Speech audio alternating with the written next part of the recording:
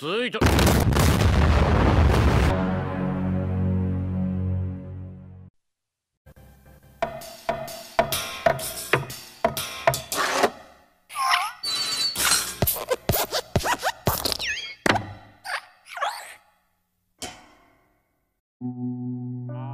Hai minasan, terima kasih sudah klik video ini dan selamat datang di channel Koronim.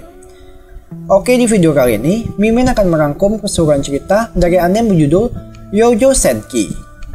Anime ini menceritakan seorang budak korporat atau karyawan yang bersifat sangat angkuh dan lebih mementingkan pekerjaan dibandingkan rasa kemanusiaan. Hingga suatu hari tiba-tiba ia mengalami kecelakaan maut. Namun bukannya meninggal, ia malah bereinkarnasi dan menjadi seorang loli bernama Tanya di Gurechaf, tapi dengan ingatan kehidupan sebelumnya. Oke, seperti biasa, jika kalian suka dan konten seperti ini, bisa klik tombol subscribe ada di bawah. Dan Mimin juga meminta like-nya sebagai uang parkir. Tanpa banyak basa-basi lagi, langsung saja simak ceritanya. Lanjut. Di awal scene, kita akan melihat pertempuran sengit di antara dua kubu. Kubu pertama adalah pasukan kekaisaran, di mana mereka dianugerahi wilayah yang luas serta prajurit yang kuat, tapi juga diberikan banyak musuh dari wilayah sekitarnya, dan lalu membentuk pasukan aliansi atau yang sekarang sedang mereka hadapi. Di sini juga bisa kita lihat kalau nampaknya pasukan kekaisaran sudah mulai terdesak, dikarenakan pasukan aliansi memiliki persenjataan yang lebih canggih. Namun tiba-tiba muncul regu penyihir dari pasukan kekaisaran, dengan dipimpin oleh Tanya. Dan dengan sekejap membuat arus pertempuran jadi berubah. Ia bersama bawahannya bernama Sere, serta dua orang pria diperintahkan untuk menjadi unit pendukung, dengan menembak dari udara setiap pasukan musuh yang mulai mendekat. Tapi, dua orang bawahannya malah mengabaikan perintah dari Tanya, dengan berinisiatif menembak meriam musuh. Lalu hal itu pun membuatnya jadi sangat marah. Dan benar saja, saat malam hari seusai pertempuran, ia pun memanggil dua orang tadi yang menghukum mereka dengan dipindahkan ke garis belakang. Tentu, dua orang itu pun tak terima dengan keputusan Tanya, hingga terjadi sedikit drama. Namun amarahnya mereda setelah ditenangkan oleh Sere. Keesokan harinya, regu Tanya kembali mendapat misi baru, di mana mereka diperintahkan untuk menyelamatkan regu pengintai yang sedang diincar oleh penyihir aliansi. Dan dikarenakan tak ingin kehilangan kesempatan untuk naik jabatan, Tanya lalu nekat seorang diri melawan satu pasukan musuh. Dengan dianugerahi badan yang ramping serta kemampuan yang hebat, Tanya pun mampu menghindari semua tembakan lawannya, lalu memecah belah mereka dengan tujuan untuk dibantai satu persatu. Kemudian terbang tinggi ke langit hingga tak bisa dicapai oleh musuhnya, dan mengaktifkan sihir area.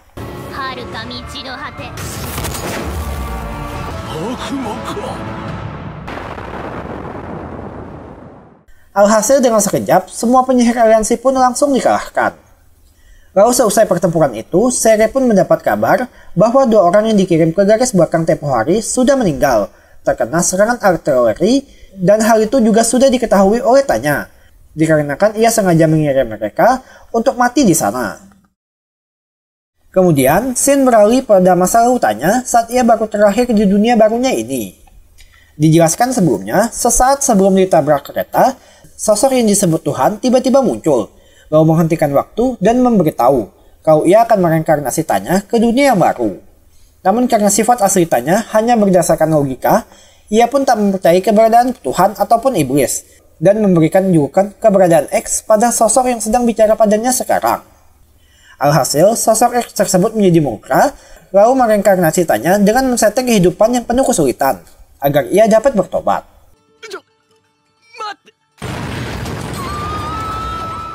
Dan kehidupan baru Tanya pun baru dimulai. Saat membuka mata, ia sudah menjadi sosok bayi yang dirawat di sebuah panti asuhan, di mana bisa dibilang panti tersebut kurang dana atau miskin, hingga membuat kondisi Tanya pun jadi kurang terawat. Mana lagi situasi itu diperparah dengan kekaisaran yang mulai perang dengan wilayah sekitar.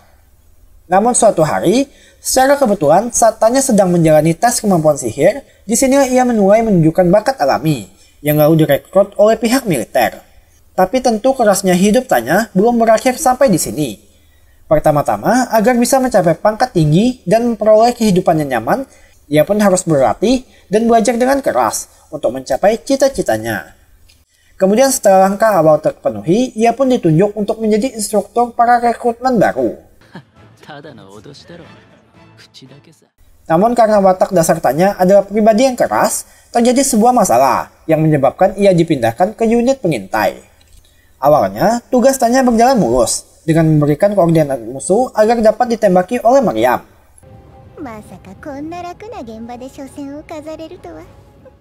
Tapi tiba-tiba terjadi kesialan, di mana secara tak terduga muncul pasukan penyihir musuh yang langsung menembakinya. Tak sampai di situ, kesialan Tanya pun masih berlanjut, karena ia diperintahkan untuk menahan pasukan musuh seorang diri, tanpa diizinkan untuk mundur. Alhasil dengan perasaan kesal sekaligus marah, Tanya pun terpaksa menerima perintah itu, yang lalu beberapa penyihir musuh pun langsung terjun untuk menghadapinya. Tapi melihat situasi yang kritis, Tanya malah jadi sangat bersemangat. Serta dengan tubuh lincahnya, ia pun berhasil menghindari setiap tembakan musuh, lalu melakukan serangan balik satu persatu. Dan ketika kehabisan peluru, ia lalu nekat menyerang dari jarak dekat serta meledakkan diri.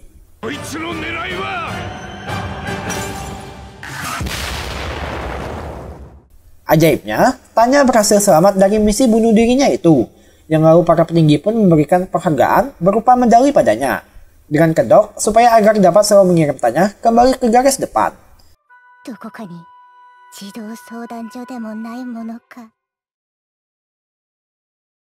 Beberapa hari setelahnya, nampak Tanya pergi bertemu dengan atasan, yang lalu menunjuknya untuk kembali menjadi instruktur. Tapi, bukan untuk melatih para rekrutmen baru, melainkan menjadi penguji untuk permata atau alat-alat sihir yang masih dalam tahap pura-rupa. Namun ternyata, menjadi penguji bukan berarti Tanya bisa lolos dari maut.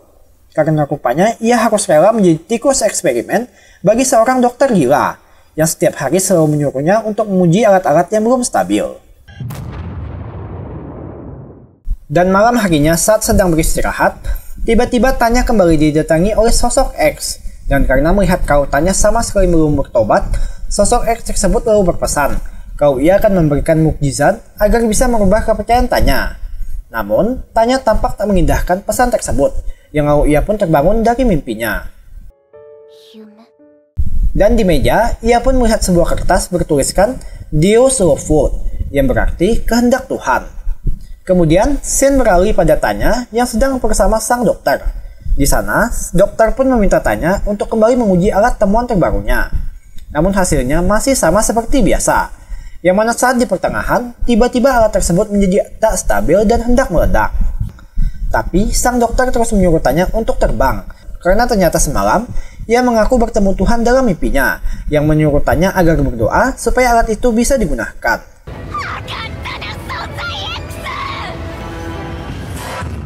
Tepat sebelum alat itu meledak, lagi-lagi sosok X kembali muncul, yang lalu memberitahu Tanya kalau ia sudah menaruh mujizat pada alatnya, dan hanya bisa aktif kalau ia memanjatkan doa dengan harapan agar kelak Tanya bisa berubah. Alhasil, Tanya tanpa sadar pun memanjatkan doa yang membuat alat itu jadi stabil. Singkat cerita, setelah masa tugasnya di tempat uji coba selesai, Tanya lalu kembali dipindahkan ke sebuah universitas kemiliteran karena dianggap masih memerlukan pendidikan. Kehidupannya di universitas pun bisa terbilang cukup nyaman, karena dengan penghargaan yang ia miliki, hal itu membuat orang di sekitarnya pun menjadi menaruh rasa hormat, serta hal itu juga didukung karena ia memiliki wawasan yang luas. Hingga suatu hari saat di perpustakaan, tanpa sengaja, ia bertemu dengan salah seorang petinggi bernama Zetur. Dan karena menaruh ketertarikan pada Tanya, Zetur lalu mengajaknya untuk bicara. Pertama-tama, Zetur meminta tanggapan Tanya terhadap perang yang sedang berlangsung. Kemudian Tanya pun menjelaskan kalau semisal perang terus berlanjut dan mereka berhasil menang, maka perang antar negara akan berubah menjadi perang dunia, karena pastinya benua lain akan menganggap mereka sebagai ancaman baru. Lalu Tanya juga memberikan solusi untuk mengatasi masalah tersebut, dengan membentuk pasukan respon cepat yang terdiri dari gabungan pasukan infanteri dan penyihir.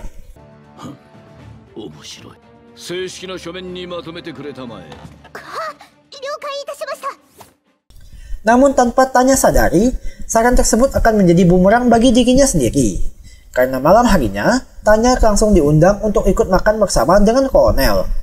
Awalnya, Tanya mengira kalau ia akan diberikan pilihan untuk memilih tempat posnya setelah kelulusan. Tapi tujuan sebenarnya ada di bagian akhir, di mana ia ditunjuk untuk memimpin sebuah batalion pasukan respon cepat usulannya sendiri, yang mana resiko kematiannya pasti akan lebih tinggi daripada unit lain.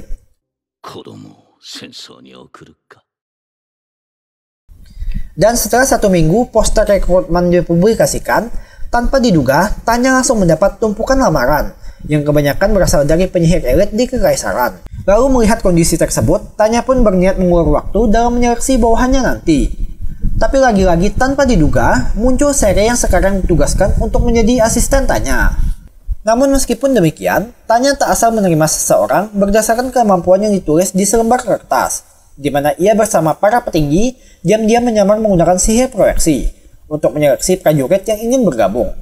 Dan bagi prajurit yang tak menyadari hal tersebut, akan dinyatakan gagal. Tak sampai di situ, bagi prajurit yang lolos seleksi masuk, sekarang mereka pun harus menjalani pelatihan sangat keras dengan dipimpin oleh Tanya sendiri.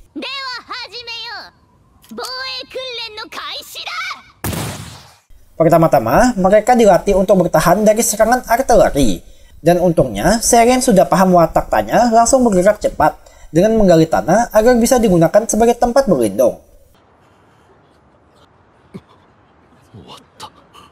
Kemudian, latihan berlanjut ke tahap selanjutnya, yang mana walaupun penyihir, fisik mereka tetap dilatih untuk berjalan ke titik yang telah ditentukan, tanpa boleh menggunakan sihir atau membawa perbekalan.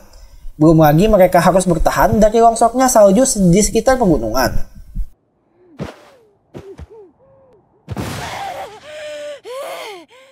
Akibatnya, banyak prajurit baru yang jadi tertimbun dan tak sadarkan diri.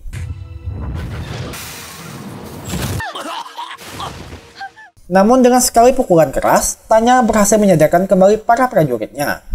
Sontak, para prajurit yang melihat kekejaman Tanya pun jadi sangat ketakutan, sampai tak berani lagi untuk membantah perintahnya.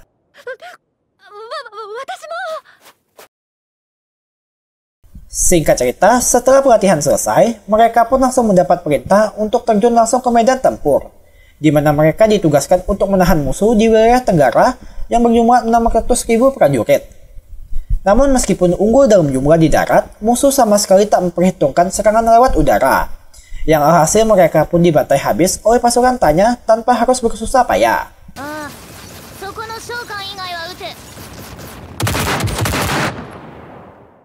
Tak sampai di situ, karena merasa belum puas, Tanya lalu memimpin pasukannya sampai ke ibu kota musuh. Tapi karena melanggar kode etik perang jika langsung membantai, maka ia pun memberikan peringatan terlebih dahulu.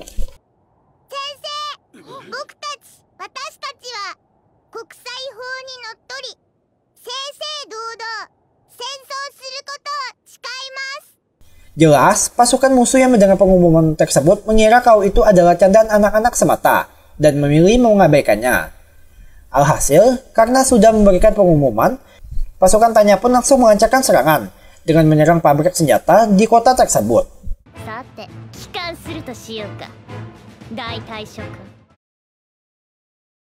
Setelah para petinggi mendengar prestasi pasukan Tanya, mereka pun kembali memberikan misi baru, di mana pasukan Tanya ditugaskan pergi ke wilayah utara untuk membantu garis depan, dikarenakan pasukan Kekaisaran sudah sangat terdesak dengan dikepung oleh penyihir musuh, mana lagi mereka harus melawan pesawat tempur, yang jelas ketinggiannya tak bisa dicapai, dan buat banyak jatuh korban jiwa dari pihak Kekaisaran.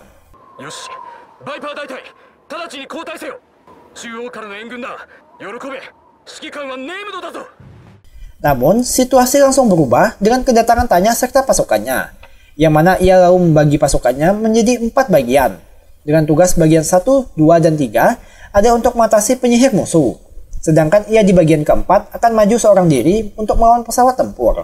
Jelas, hal itu pun membuat ragu pesawat tempur musuh jadi sangat terkejut, karena mereka tak menyangka kalau ada seorang penyihir yang sanggup melampaui ketinggian pesawat. Serta dengan perasaan takut, pesawat musuh pun langsung menghujani Tanya dengan peluru. Namun hal itu berhasil dihindari berkat tubuh loli yang ia miliki.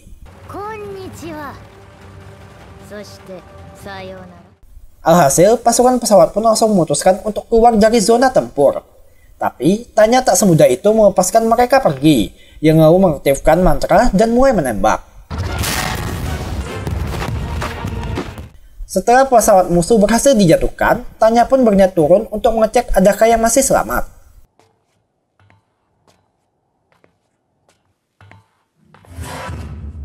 Tapi secara mengejutkan, sosok X kembali muncul yang lalu memanasi Tanya.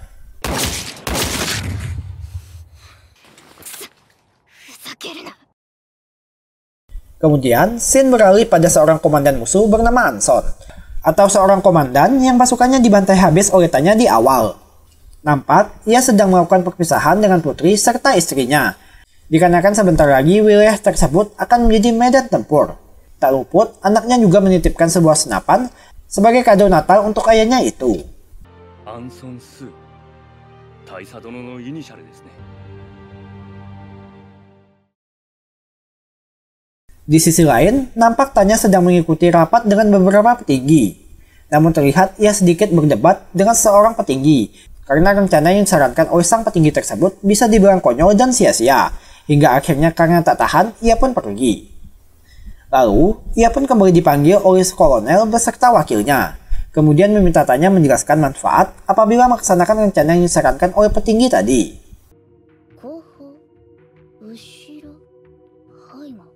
Dan Tanya pun baru sadar tujuan utama misi itu adalah mengalihkan perhatian agar armada di laut bisa mendaratkan pasukan dengan aman. Sontak, sang wakil kolonel yang melihat Tanya berhasil mengetahui rencana tersebut jadi sangat terkejut. Yang lalu kolonel pun menunjuknya untuk memimpin serangan. Orse Fjord sendiri adalah sebuah dermaga milik pasukan musuh yang dikelilingi oleh banyak meriam hingga hampir tak memungkinkan armada musuh untuk mendaratkan kapalnya di sana. Namun tanpa mereka sadari, rupanya Tanya beserta pasukannya diam-diam berhasil memasuki wilayah tersebut menggunakan pesawat pengangkut, di mana mereka pun langsung berpencar untuk menghancurkan semua meriam yang tersebar di pesisir. Tentu, serangan tersebut langsung disadari oleh Anson beserta pasukannya, yang kemudian bergegas untuk melawan mereka. Tapi, Tanya masih tenang dan memerintahkan pasukannya untuk terus menghancurkan meriam. Sementara itu, ia dengan beberapa prajurit akan melawan Anson. Namun pastinya, pasukan Anson bukanlah tandingan bagi Tanya serta pasukannya, yang telah menghadapi latihan keras, hingga menyebabkan jatuh banyak korban jiwa dari pihak musuh, dan menyisakan Anson seorang diri.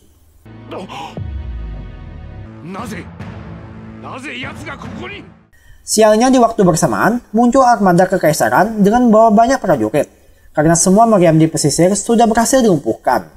Tapi meskipun tahu tak ada harapan menang, batin Anson tak membiarkannya untuk menyerah, yang lalu seorang diri nekat melesat untuk menghadapi Tanya.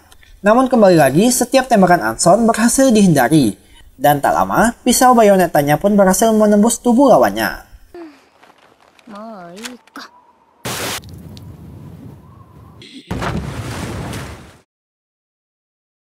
Sementara itu, di garis belakang kekaisaran, tepatnya di sebuah kota bernama Aren, terjadi pemberontakan, dan menyebabkan persediaan serta jalur transportasi jadi terputus, karena dulunya wilayah itu adalah wilayah musuh yang diambil alih oleh kekaisaran. Dan seperti biasa, sebagai andalan kekaisaran, Tanya pun kembali diperintahkan untuk mengambil alih wilayah tersebut, dengan melenyapkan setiap pasukan musuh serta para pembelot.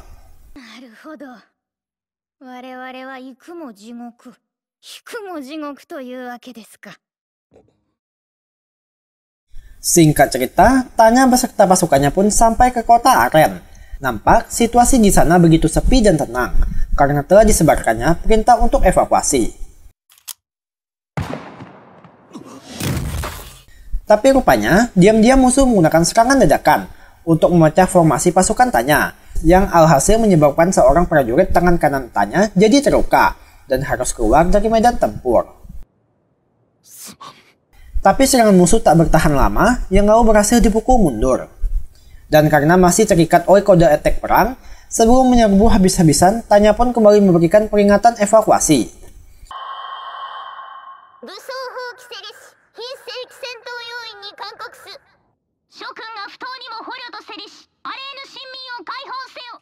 Namun jelas perintah tersebut tak berarti apa-apa karena para pembelotnya adalah semua rakyat kota Aren itu sendiri.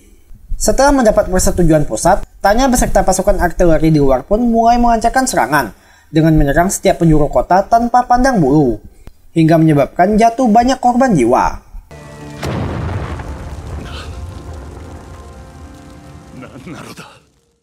Tak sampai di situ, pusat juga memberikan perintah bagi Tanya untuk melenyapkan para penduduk yang sedang mengungsi, karena perintah evakuasi sudah lewat. Sontak, salah seorang prajurit Tanya yang masih memiliki hati nurani pun bergegas menahan Tanya agar tak melakukan serangan.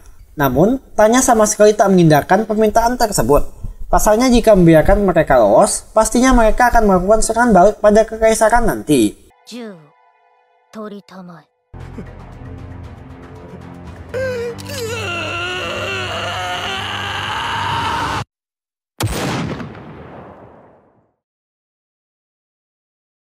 Kemudian, scene berpindah beberapa hari setelah pertempuran aren. Di sana nampak Tanya sedang santai menikmati perjalanan di dalam kereta. Yang lalu ia dihampiri oleh rekan seperjuangannya dulu saat masih menjadi prajurit biasa. Otomatis, keduanya pun melepas rasa rindu dengan sedikit bercakap-cakap. Yang lalu rekan Tanya itu sedikit membocorkan informasi rahasia. Kalau sebenarnya, pasukan di garis depan akan ditarik mundur untuk memancing musuh agar mengeluarkan pasukan utamanya. Dan hal itu pun dibenarkan karena saat sampai di markas utama, Tanya langsung mendapat misi baru, di mana ia beserta timnya ditugaskan untuk merebut dan menghancurkan markas musuh, selagi pasukan utama mereka sibuk melawan pasukan kekaisaran.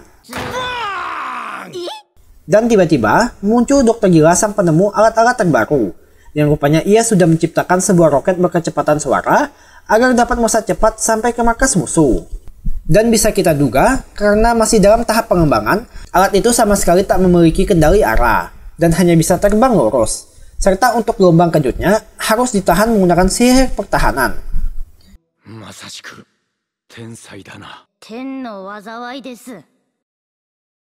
Saat malam hari, nampak dua prajurit yang terpilih dalam misi jadi sangat gugup, karena teringat pesan Tanya, kalau misi ini adalah ujung tombak kemenangan mereka. Tapi beda halnya dengan Seri yang bisa tidur dengan pulas tanpa beban. Saat matahari terbit, misi mereka pun dimulai. Dan sebelum berangkat, seperti kebanyakan pemimpin lain, Tanya lalu sedikit memberikan pidato agar bisa membakar semangat para prajuritnya. Sembari terbang penuh tekanan, Tanya pun jadi teringat dengan masa lalunya saat tertabrak kereta yang lalu menyalahkan sosok X atas semua yang telah terjadi. Singkat cerita, setelah berhasil mendarat dengan selamat, semua pasukan Tanya sudah berpencar ke posisi masing-masing. Dan untungnya ada puing-puing roket yang mengalihkan perhatian musuh. Lalu, Tanya pun mulai menjalankan misi sesungguhnya, di mana mereka diam-diam akan menyelinap ke markas musuh untuk menghancurkan jalur komunikasi mereka. Sedangkan di ibu kota kekaisaran, terlihat banyaknya bangsawan yang menyalahkan pihak militer dengan menarik mundur pasukan mereka. Karena jika musuh terus maju, maka dipastikan pasukan musuh akan menyerang pusat industri kekaisaran. Tapi tiba-tiba muncul seorang pembawa pesan yang memberitahu bahwa jalur komunikasi sudah dihancurkan. Sontak para petinggi yang mendengar berita itu jadi sangat senang, lalu mulai melaksanakan misi kedua dengan meledakkan parit yang sudah dipasangi oleh bom.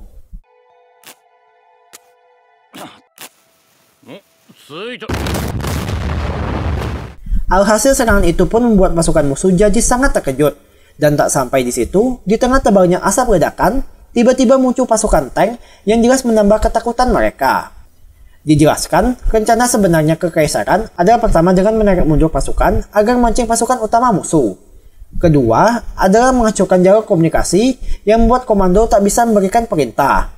Dan yang terakhir adalah mengepung mereka dengan menggunakan tank untuk memutus jalur pelarian. Kembali ke pasukan Tanya, berkat misi pengepungan yang sudah berhasil, mereka pun diperintahkan untuk menembak setiap musuh yang kabur.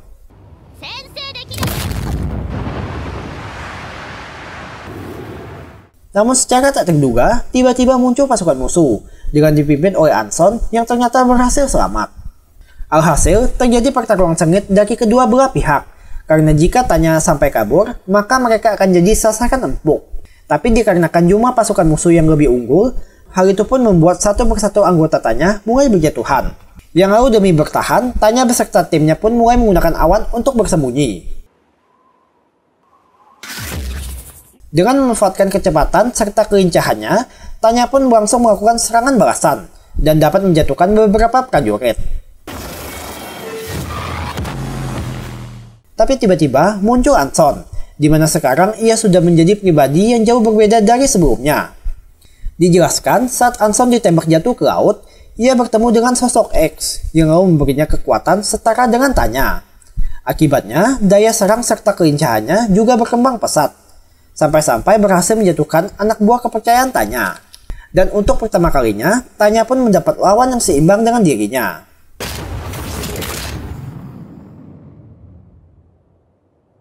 Dengan cepat, Tanya berhasil menghancurkan senjata serta melukai musuhnya. Tapi hal itu tak cukup untuk menghentikan lawannya, yang mana Anson rupanya berniat menggunakan sihir peledakan diri untuk mati bersama Tanya.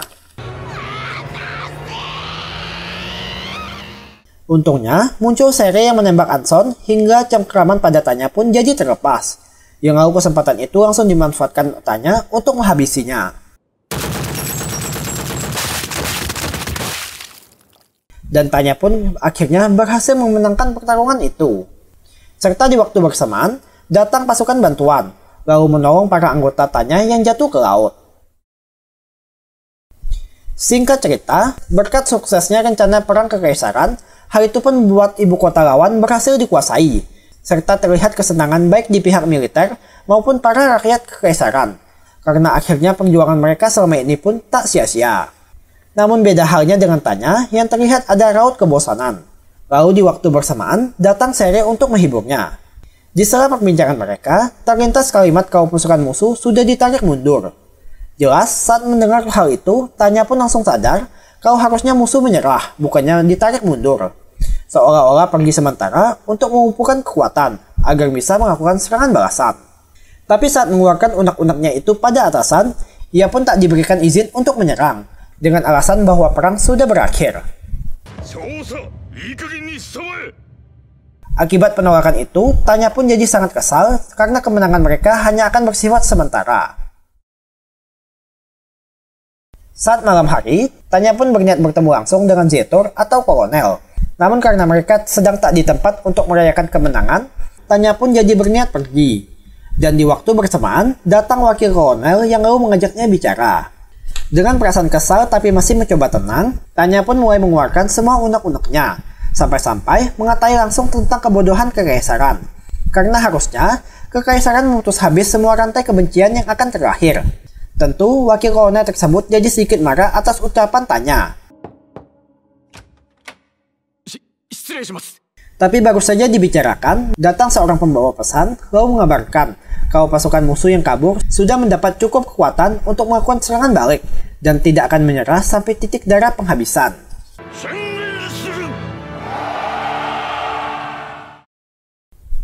Alhasil, hal yang ditakutkan pun akhirnya terjadi, di mana akibat aksi kekaisaran yang berhasil menguasai banyak wilayah, menyebabkan benua sekitar pun jadi merasa terancam, yang lalu bersama-sama menyerang mereka dari segala arah. Otomatis, berita itu membuat suasana kemenangan yang awalnya gembira pun langsung berubah menjadi penyesalan.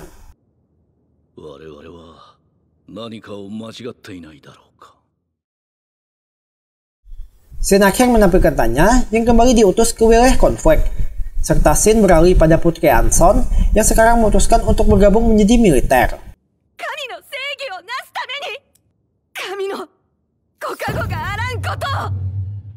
Tamat.